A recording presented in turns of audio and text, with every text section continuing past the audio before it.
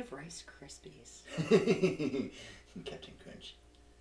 Captain Crunch. You tear up the roof of people's mouths.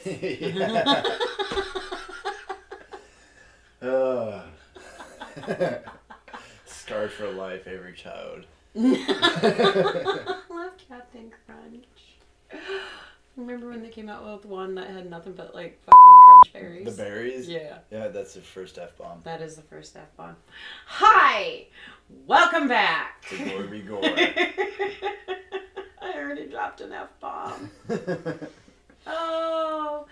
Alright, so in lieu of it being spooky month, welcome to October. We're gonna go ahead and do some movie monsters, beginning with werewolves. Yes. Which happen to be my favorite movie monsters, not so much this guy's. Not mine, but everybody has their own favorites, and, you know, my first movie that ever scared me as a young lad was vampires, so vampires are naturally my favorite to go to. I never understood that. I did not, and I still don't find vampires to be scary. Well, see, and even like in like video games, like Skyrim being one where you can choose to be a werewolf or a vampire, I always chose the vampire. Just that's one of those yeah, monster at all times kind of thing. I think what it is they had it so romanticized. Over the years, yes, but that it made it really hard for me to find it to be scary. Whereas like the whole aspect of a werewolf is always... that scared me a little bit more. Yeah, more feral type. Pretty much. Well, we opted to go with something that's a bit more of a cult classic. Which I had actually never seen before. I was amazed. Yep. So, the movie, Ginger Snap. Ginger Snaps. Snaps, that's right. Ginger Snaps. We located this on the Shudder app, Shudder. Shudder. Yes, this was put out in the year 2000, starring Emily Perkins and Catherine Isabel. Yes. Director John Fawcett, with a budget of $4.5 million and a gross of $572,000, give or take. Which was pretty low. Considering, yeah, I mean, it did develop a bit of a following quite quickly, actually, and it has a heavier female following than it does a male following, which we'll get a little bit more into that. I see this to be a very feminist type of movie. Well, it's one of those, the two girls that they picked for the casting of the sisters of this movie did a phenomenal job. Absolutely great. They clicked so well throughout the entire movie. You can absolutely believe the sister-to-sister connection that they had. Even though they don't resemble one another in any way, shape, or form. Not one iota. But it's the connection and the emotional bond that they have from start to finish. They play off of each other really, really well. The actresses played really well with each other. And why I liked this one is when you look back at other werewolf-based movies, it's usually a male lead. Yes. Who goes through the changes. You know, you got Werewolf in Paris, the actual Wolfman movie. Yes. You start looking at things like Underworld. It's all a male lead. So I think that's what I found really, really interesting about this one when it first came out is, oh, girls. And they did a fantastic job. And again, like what we were discussing, it's a metaphor throughout the entire movie. Yes. I believe it was based in Canada, yes, correct? It is a Canadian supernatural horror movie, which was followed by two more films, which were done back-to-back in 2003 and released in 2004. Ginger Snaps 2 Unleashed was more widely spread as for, what's the word I'm looking for? Getting the word out kind of thing. Oh, I can't think people were looking forward to this one coming out. But it was disappointing when bringing in the box office numbers. And the third one, which was a prequel, straight to your DVD bin at Walmart. In which I never watched the second and third one, so I can't relate to any of those. But the first one I was very, very happy with. And also just being because I could relate to their emotion and their darkness. And from what they went through maturity, the weird kids. Yes, they were the weird kids at school, and that's who I was, and so I totally related from the very beginning of this movie. in which the movie starts off with the immediate bane of No joke. of animals being slaughtered. It hops right on into it. From the local werewolf that nobody knows about. Yes. They called it the beast of something. Yeah. My brain just went. Yeah. Right. So the girls are doing. It starts off like immediately right into the way that they are. They do these death scenes where they very macabre. Where they take pictures of the older sister in all these dead scenarios, whether it be hanging, stuck on a fence. The fence one was pretty cool. One was good. I personally liked the pitchfork through the younger sister's throat. And the angles that they did. I mean, they did a really good job. They were really cool. And it pops to where everybody in class is watching it, and the teacher's like mortified by the photos. And all the students loved it, but the teacher is like, I need to see you after class. It instantly hops right into that metaphor at that moment, too. I personally think the AKA title of this should be Being a Teen Girl Bites. There's metaphors throughout this entire movie that are regarding that coming of age type thing for a girl. You see the teen girl, issues. Like the difference between boys and girls is very, very evident. And this turns out to be something that John Fawcett initially stepped out to do. Yes, and they also talk about the girl on girl problems as well. Yes. The girl bullying. The girl bullying, and then also coming to, the female body situation. Yes. And so it shows us throughout the movie, and that's what's great about this movie is that you see the progress of the sister that has been affected by this werewolf that attacked her and then becomes infected and then is healing her, and she's going through her female things at the same time. Yeah, it's almost like a collage of the metamorphosis from child to womanhood. Yes. And from human to beast. And they did an awesome job. And it wasn't some fast-paced thing. This took a course of a month in the movie. Which they actually point out as the younger sister keeps track of a calendar. And as they're in the aisle looking for tampons, they even make mention, oh, this one comes with a calendar. Yeah. And I think it's funny that the younger sister, who wasn't even going through the cycle, was more interested in keeping track of things than the older sister. Well, and she was also worried about the full moon coming up, so that was another thing that she was keeping track of. And the minute details of this movie, again, the older sister ends up growing a tail. So something so small like that again, this isn't a fast-paced like, oh, I got bit, now 24 hours later I can rage into this werewolf. No, it did not like that. It was very gradual. She started growing hair in the places that she was attacked, that she was having to shave off. I thought that was really different from other ones where in a lot of other werewolf-based movies, they maintain, like The Afflicted maintains a very human outward appearance. Yes. Ginger does not. It starts with the hair growing on the wounds. Next thing you know, she's got that tail starting. Her legs they have to tape down, and it's freaking hilarious the way that they do it. I love the tail aspect because it answered questions like, oh, what would you do with it? How would you position? They actually show how you would position it, how it would lay. They show it growing. They show it twitching and wagging. And what I like too is that she didn't automatically have superhuman strength. No. Or anything of a sort. She had the aggression because of, obviously, for one, the hormones. But it wasn't like she automatically was just like, again, bam, I'm superhuman. Yeah. It was super slow. It started with the fur and the hairy legs. The next thing you know, she's getting nails. She's starting to get a tail. And the tail gradually grows. It wasn't just boom, tail. Yeah, grows. I mean, it starts off as a little waggler, and they even show it. And they made it look skin-like. Yeah, it was knobby and bony. Like one of those hairless cats. Yeah! Looked just like that. Sphinx cat. Yeah. Hypoallergenic pet. It was awesome. I thought that was a really, really good aspect of it. I want to talk about the parents real quick. Oh my goodness.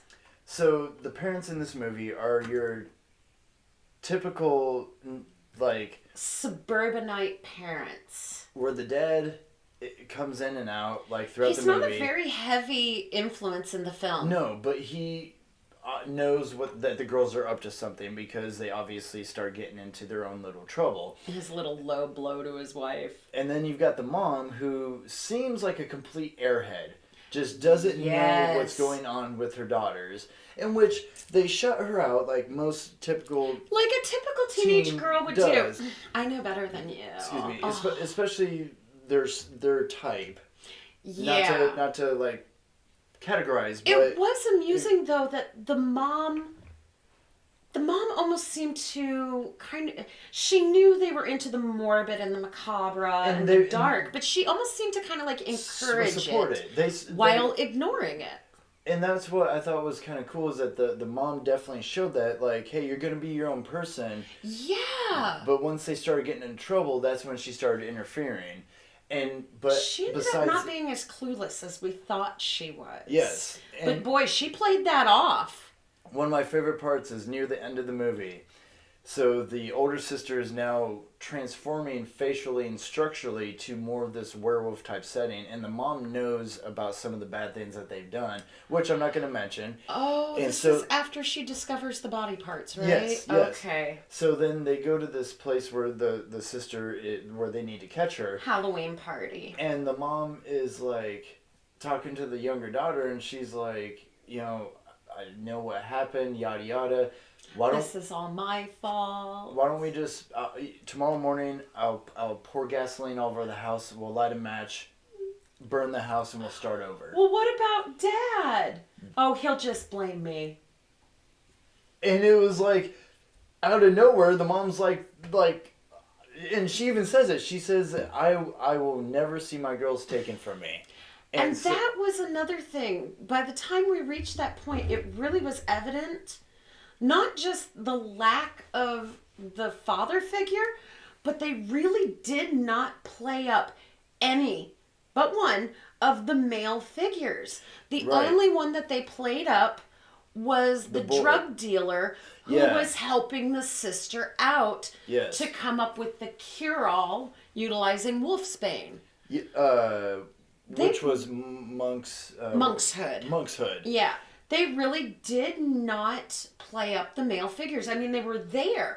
But this really circulated around female and female issues. And I like, too, is that her being the main infected, she could infect others through sex or through scratching or biting. Yes. And I liked that the ones that she came in contact with showed symptoms way faster than she did. And I thought that was and it seemed to affect him differently. The male had boils all over his face. It looked like he'd been bitch slapped with puberty. It was acne. But it looked like boils in some spots. I mean, it was... But he wasn't getting the nails and stuff like that. He started getting the teeth. Oh my gosh. They did awesome. The makeup and the effects. The teeth prosthetics were very impressive. They definitely leaned away from the vampire appeal and did two. Yes. Instead of just the one set. It was really impressive. And they did it on top and bottom, and it wasn't so overly done that it would seem like so outrageous when they closed their mouth. Like it. Yeah. Like when they spoke, they were clear. It just was really good. When I was reading the backstory stuff, it was very difficult for the actress, Catherine Isabel, because she kind of sounded like she was talking with a lisp with those in. Right. Add to it the prosthetics that they placed on her face to give her the wolfy appearance, which I was kind of take it or leave it with that. It really started to get that elongated snout when they brought the eyes in. The eyes, yeah. And then you started to really see the nostrils, like canine nostrils. Yes. So you were getting that elongated look, but the prosthetics... And I could take it or leave it too. Yeah, I could have taken or leave. I was a little about it. But the prosthetics that they were putting on her, I believe it was the fumes. Yes. Caused her to have a permanent runny nose. So there is a scene where you'll notice where the prosthetic breaks and her nose is kind of pink in comparison to the rest of the facial features. It made her nose run to the point where they had to actually like put cotton up in her nose all the time. That's dedication, man. Like, But it explains why she looked like she was breathing out of her mouth so much. right. I wondered if maybe that was because of the teeth prosthetics, but having read the background info, now I get it. It wasn't the prosthetics. It was the prosthetics. Right. And another thing to touch base on is well done on the blood. Yes! The blood was... Oh, the blood was amazing! It was. It had wonderful color, and the more that there was, the color alternated for the different thickness you get of that it. nice coagulated look. I love that And some word. of it, Ugh. some of it, like when they got it on their faces, it actually looked sticky. And Yep. blood is sticky. When it starts to dry, it is sticky. Yep. There were parts of the final metamorphosis that I did not care for. We both agree on this. I do like some of the eye for detail. Towards the close of her doing her final changes, they show alteration in her torso. I like that they paid attention to female anatomy for canines. They added the extra teats that a canine would have.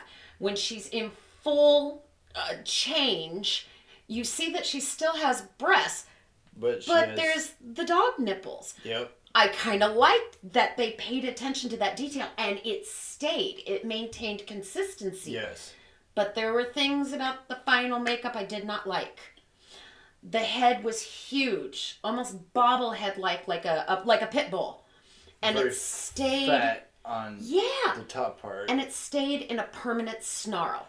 Yes. There was no expression to the face. There's no cheeks because the cheeks itself were so Yeah, brought it stayed up. in a snarl. And I mean, to each their own on their own creative mindset, because everybody has their own imagination on what something would look like. However, I'm in total agreement with you.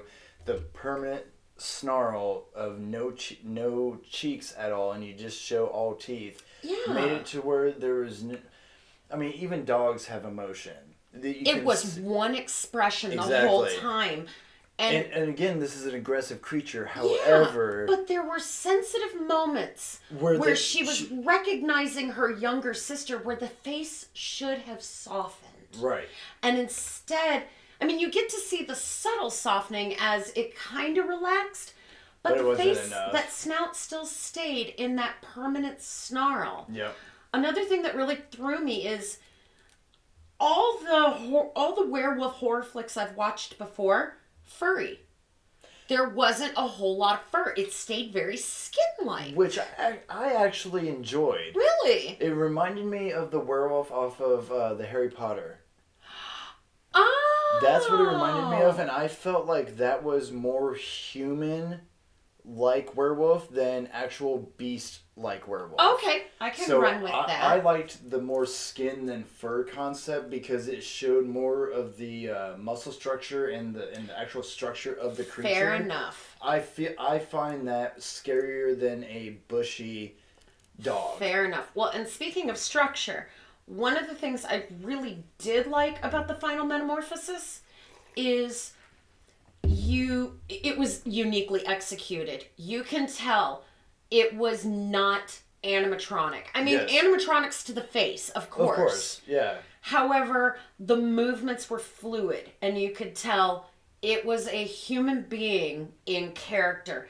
It was done beautifully. It was awesome. The actor who portrays the initial attack, the one who infects Ginger, is the same actor who portrays the werewolf when Ginger in the turns. very beginning. Yes, Right. The same The one guy that plays attacks it. her. Yep. I think. Which I think that was beautifully done. That attack scene was the great. attack scene was amazing. It showed the size difference from the Yes. werewolf to the human, and also the strength of. It was carnal, and it was primitive, and that vicious side to side shake. Yep. Real shark like. I liked it. Yeah. I mean, Well you done. kind of were like, oh. Yeah. I mean, it's like the 90th time I've watched it. But the first time I watched it was kind of edge of my seat. Well, I mean, like I said, again, this is I the watched first time. him do that last night, as a matter of fact. It was awesome. I thoroughly enjoyed it. The initial attack was really, really good. I'm personally going to give this a 4 out of 5 for the... I'm saying 4 out of 5 myself, too. The creativeness, the uniqueness, the story, the process of the beginning to the end, and watching the girls' relationship throughout the movie. Yes. Change, alter. Believable characters. Exactly. I don't know for you, but for me it was very relatable. Absolutely. Because like I had said, when we go through that alteration, it's all brand new to us. Well, and again, being the weird kid at school, I could relate to the situations that they were going through, and then also the bond breaking, where they were you like kind of go super, your separate direction, and then they would come back at certain areas and then separate. I could totally relate to that. Kind of like your friends through high school. Exactly. You guys take different paths, and eventually you just become somebody that they used to know. Or you just get pissed off over something stupid, and then that breaks you apart for a while till something brings you... Exactly. Again, yeah. 4 out of 5 for me for its uniqueness. Well Beautifully done. Yep. And Fawcett set out to create this female metaphor, executed beautifully. Very well done. Only reason I'm saying a 4 out of 5, I did not like that static expression on the werewolf's face. That's the only reason I would say 4 out of 5. Otherwise, if there had been more emotion to the beast, I'd have given it a 5 out of 5. Yeah. So, for anybody out there who has not seen Ginger Snaps, which is about this many people. Whatever. Please, watch it. And anybody who has seen it before, maybe you're looking at it in a different light now, and... Put a comment. Let us know. Yes. Let us know what your thoughts are on it. Several different movie apps are playing this right now because of Spooky Month. Yep. We got ours off of Shudder. You can also find it on Amazon Prime. You can also find it on Horror Max and FilmRise horror movies. Yep. The reason we've got all of those additional ones is we utilize the Roku stick. If you have Roku, look up Horror Max and stuff like that. Horror Max does have a free app of Halloween movies, so you don't have to pay for that $5.99 subscription. Yep. So go. Find Ginger Snaps, watch Ginger Snaps 2, and if you are brave enough, watch the prequel. It's not that bad, but it really doesn't line up with 1 and 2. 2 answers a lot of questions of what happens after the first one. Unfortunately, Ginger is not in the second one. Spoiler. So, thank you guys very much. Yes. Appreciate your time. Thank you very, very much for joining us. Yay. You all have very pleasant nightmares.